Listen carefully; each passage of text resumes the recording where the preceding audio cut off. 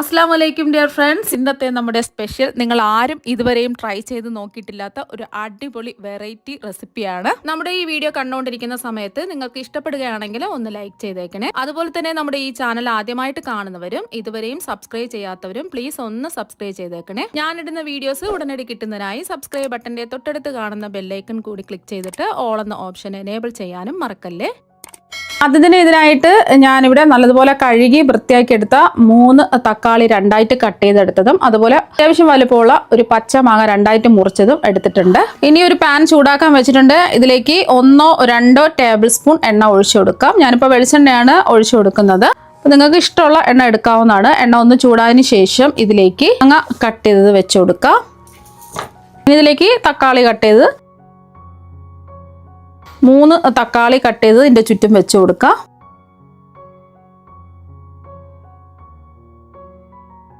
ഇനി ഇതിലേക്ക് ഒരു 3 പച്ചമുളക് ഇട്ട് കൊടുക്കാം. 3-4 പച്ചമുളക് ഇട്ട് കൊടുക്കാം. അവരവരുടെ എരിവിനനുസരിച്ചിട്ട് പച്ചമുളക് ചേർത്ത് കൊടുക്കാം. ഈ 8 അല്ലി വെളുത്തുള്ളി അല്ലികൾ ചേർത്ത് കൊടുക്കാം. ഇത് കുറച്ച് വലിപ്പമുള്ള വെളുത്തുള്ളി അല്ലികളാണ്. ചെറിയ വെളുത്തുള്ളി അല്ലികളാണെന്നുണ്ടെങ്കിൽ 10-12 ഒക്കെ എടുക്കാം. ഒരു സൈഡ് നല്ലതുപോലെ മൊരിഞ്ഞു വരണം. മീഡിയം ഫ്ലെയിം വെച്ച് കൊടുക്കാം. എണ്ണ കുറവാണെന്നുണ്ടെങ്കിൽ 1 ടേബിൾ സ്പൂൺ എണ്ണ കൂടി ഒഴിച്ചു കൊടുക്കാം. ഞാനിപ്പോൾ 1 ടേബിൾ സ്പൂൺ എണ്ണയാണ് ഒഴിച്ചു കൊടുത്തിട്ടുള്ളത്. മീഡിയം ഫ്ലെയിം വെച്ച് കൊടുക്കാം. സൈഡ് ഒന്ന് കുക്കായി വരട്ടെ. അപ്പോൾ മാങ്ങയെല്ലാം ഒരു വശം ഒന്ന് മൊരിഞ്ഞു വന്നിട്ടുണ്ട്. തിരിച്ചിട്ട് കൊടുക്കാം.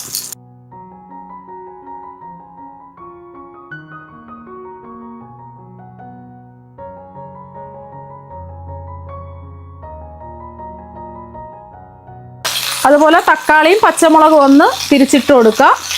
ഈ വശവും നല്ലതുപോലെ ഒന്ന് മൊരിഞ്ഞ് വെന്ത് വരണം. തിരിച്ചു മറിച്ചു വിട്ട് നല്ലതുപോലെ ഒന്ന് മൊരിച്ച് കുക്ക് ചെയ്തെടുക്കുക. അപ്പോൾ 2 വശവും നല്ലതുപോലെ കുക്കായി വന്നിട്ടുണ്ട്. ഇടയ്ക്കിടയ്ക്ക് ഒന്ന് തിരിച്ചിട്ട് വേണം ഇതുപോലെ ഒന്ന് കുക്ക് ചെയ്തെടുക്കാൻ. ഈ തക്കാളിയുടെ തൊലിയൊക്കെ ഇതുപോലെ ആയി കിട്ടണം. അപ്പോൾ തക്കാളിയും മാങ്ങയും നല്ലതുപോലെ കുക്കായി വന്നിട്ടുണ്ട്. അതുപോലെ തന്നെ വെളുത്തുള്ളിയും പച്ചമുളകും നല്ലോണം മൊരിഞ്ഞ് കുക്കായി വന്നിട്ടുണ്ട്. ഇത്രയും മതി. നമുക്ക് എണ്ണയിൽ നിന്നങ്ങ് എടുത്ത് മാറ്റാം.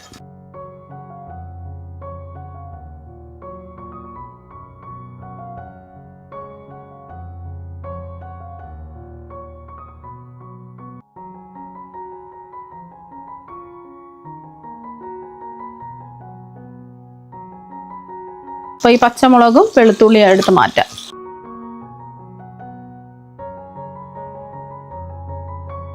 ഇപ്പം നല്ല ചൂടാണിത്. അപ്പോൾ ഇതിൻ്റെ ചൂട് നല്ലതുപോലെ ഒന്ന് മാറട്ടെ. അപ്പോൾ നമ്മൾ മൊരിച്ചെടുത്ത തക്കാളിയുടെയും അതുപോലെ മാങ്ങയുടെയും ചൂടൊക്കെ മാറിയിട്ടുണ്ട്. ഇതിൻ്റെ പുറത്തുള്ള തക്കാളിയുടെ തൊലിയൊക്കെ നമുക്കൊന്ന് എടുത്ത് മാറ്റാം.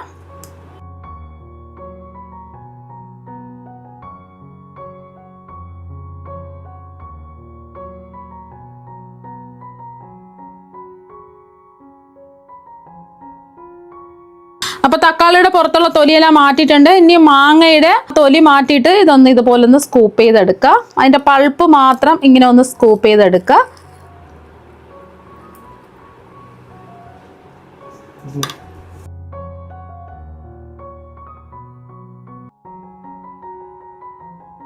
ഇനി നമുക്ക് ഇതെല്ലാം ഒന്ന് മിക്സിയുടെ ജാറിലേക്ക് മാറ്റാം. ആദ്യം ഒരു മിക്സിയുടെ ജാറിലേക്ക് നമ്മൾ തൊലി മാറ്റി വെച്ച തക്കാളി ഇട്ട് കൊടുക്കുക. അതിന് സ്കൂപ്പ് ചെയ്തെടുത്ത മാങ്ങയും കൂടി ചേർത്ത് കൊടുക്കാം. പച്ചമുളകും അതുപോലെ വെളുത്തുള്ളി അല്ലികളും ഇതിലേക്ക് അങ്ങ് ചേർത്ത് കൊടുക്കാം. ഇനി ഇതിലേക്ക് ഒരു സവാള ചെറുതായിട്ട് കട്ട് ചെയ്ത് ചേർത്ത് കൊടുക്കാം. ഒരു മീഡിയം സൈസ് സവാള ചെറുതായിട്ട് കട്ട് ചെയ്ത് എടുത്തിട്ടുള്ളതാണ്. അപ്പോൾ സവാള ആണെന്നുണ്ടെങ്കിൽ സവാള എടുക്കാം. അല്ലാന്നുണ്ടെങ്കിൽ ചെറിയ ഉള്ളി വേണമെന്നുണ്ടെങ്കിൽ ഒരു 10-12 ചെറിയ ഉള്ളി വേണമെന്നുണ്ടെങ്കിൽ എടുക്കാം. എണ്ണയിലിട്ട് മൂപ്പിച്ചെടുത്തില്ലേ തക്കാളിയും മാങ്ങയൊക്കെ, ആ ഒരു സമയം നിങ്ങൾക്ക് വേണമെന്നുണ്ടെങ്കിൽ ഉള്ളിയും കൂടെ അതിൻ്റെ കൂടെ ചേർത്തിട്ട് മൂപ്പിച്ചെടുത്തിട്ട് ഇതിലേക്ക് ചേർത്ത് കൊടുക്കാം. അല്ലാന്നുണ്ടെങ്കിൽ പച്ചയ്ക്ക് വേണമെന്നുണ്ടെങ്കിൽ അങ്ങനെയും ചേർത്തിട്ട് അരച്ചെടുക്കാം. അതൊക്കെ ഓരോരുത്തരുടെ ഇഷ്ടത്തിനനുസരിച്ച് ചേർത്ത് കൊടുക്കാം. ഇപ്പം ഞാൻ ഒരു മീഡിയം സൈസ് സവാള ചെറുതായിട്ട് കട്ട് ചെയ്താണ് ചേർത്ത് കൊടുത്തിട്ടുള്ളത്. ഇതിലേക്ക് 1 ടേബിൾ സ്പൂൺ മുളക് പൊടി ചേർത്ത് കൊടുക്കാം. ഞാനിപ്പോൾ കാശ്മീരി മുളക് പൊടിയാണ് ചേർത്ത് കൊടുക്കുന്നത്. അതാകുമ്പോൾ അധികം എരിവില്ല, കളർ മാത്രമേ ഉണ്ടാവുള്ളൂ. സാധാരണ എരിവുള്ള മുളക് പൊടിയാണെന്നുണ്ടെങ്കിൽ 1 ടീസ്പൂണൊക്കെ ചേർത്ത് കൊടുത്താൽ മതി. നമ്മളിതിൽ പച്ചമുളക് ചേർത്തിട്ടുണ്ട്. അവരവരുടെ എരിവിനനുസരിച്ചിട്ടുള്ള മുളക് പൊടി ചേർത്ത് കൊടുക്കാം. പിന്നെ ആവശ്യത്തിനുള്ള ഉപ്പ് ചേർക്കാം. 1 ടീസ്പൂൺ ഉപ്പാണ് ചേർക്കുന്നത്. ഉപ്പൊക്കെ അവരവരുടെ ഇഷ്ടത്തിനനുസരിച്ച് കൂട്ടിയും കുറച്ചും എടുക്കാവുന്നതാണ്. ഉപ്പ് കുറവാണെന്നുണ്ടെങ്കിൽ ലാസ്റ്റ് ചേർത്ത് കൊടുത്താൽ മതി. പിന്നെ നമ്മൾ ഇതിലേക്ക് ഒരു കൈപിടി മല്ലിയിലയും കൂടി ചേർക്കുന്നുണ്ട്. ഇതിൽ വെള്ളമൊന്നും ഒഴിക്കേണ്ട ആവശ്യമില്ല. പിന്നെ ലാസ്റ്റിൽ നിങ്ങൾക്ക് വേണമെന്നുണ്ടെങ്കിൽ മാങ്ങയുടെ പുളിപ്പും എരിവും ഒക്കെ ഒന്ന് ബാലൻസ് ചെയ്യാൻ വേണ്ടിയിട്ട് 1/4 ടീസ്പൂൺ പഞ്ചസാരയോ അല്ലെങ്കിൽ 1/4 ടീസ്പൂൺ ശർക്കരയോ ചേർക്കാവുന്നതാണ്. ഞാനിപ്പോൾ ശർക്കരയോ പഞ്ചസാരയോ ഒന്നും ചേർക്കുന്നില്ല, അല്ലാതെ തന്നെ അടിച്ചെടുക്കുകയാണ് ചെയ്യുന്നത്. താല്പര്യം ഉണ്ടെന്നുണ്ടെങ്കിൽ 1/4 ടീസ്പൂൺ അല്ലെങ്കിൽ 1/2 ടീസ്പൂൺ പഞ്ചസാരയോ ശർക്കരയോ ചേർത്ത് കൊടുക്കാവുന്നതാണ്. ഇനി ഇതൊന്ന് അരച്ചെടുക്കാം. ഇപ്പൊ അത് അരച്ചെടുത്തിട്ടുണ്ട്. ഈ ഒരു രീതിക്ക് അരച്ചിട്ടെടുക്കാം. ഒരുപാട് അങ്ങ് അരഞ്ഞ് പേസ്റ്റ് ആവേണ്ട ആവശ്യമൊന്നുമില്ല. ഇതുപോലെ ഒന്ന് അരച്ചിട്ടെടുക്കുക. ഈ ഒരു സമയം ഉപ്പൊക്കെ ഉണ്ടോ എന്ന് ചെക്ക് ചെയ്ത് നോക്കുക. ആവശ്യമെങ്കിൽ ഉപ്പ് ചേർത്ത് കൊടുക്കുക. ഇനി ഇത് ഒരു ബൗളിലേക്ക് മാറ്റാം.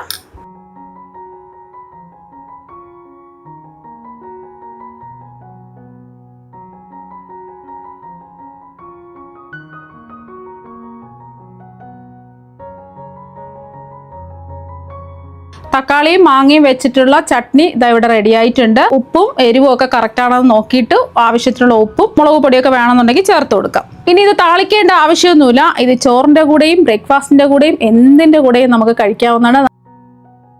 അടിപൊളി ടേസ്റ്റ് ആണ് കഴിക്കാൻ വേണ്ടിയിട്ട്. ഉറപ്പായിട്ടും ഇതുപോലെ ഒരു പ്രാവശ്യം ചട്നി തയ്യാറാക്കി നോക്കുക. തീർച്ചയായും നിങ്ങൾക്ക് എല്ലാവർക്കും ഒരുപാട് ഇഷ്ടമാകും. അപ്പൊ നമുക്ക് മറ്റു വെറൈറ്റി വീഡിയോ ആയിട്ട് വീണ്ടും കാണാം. താങ്ക്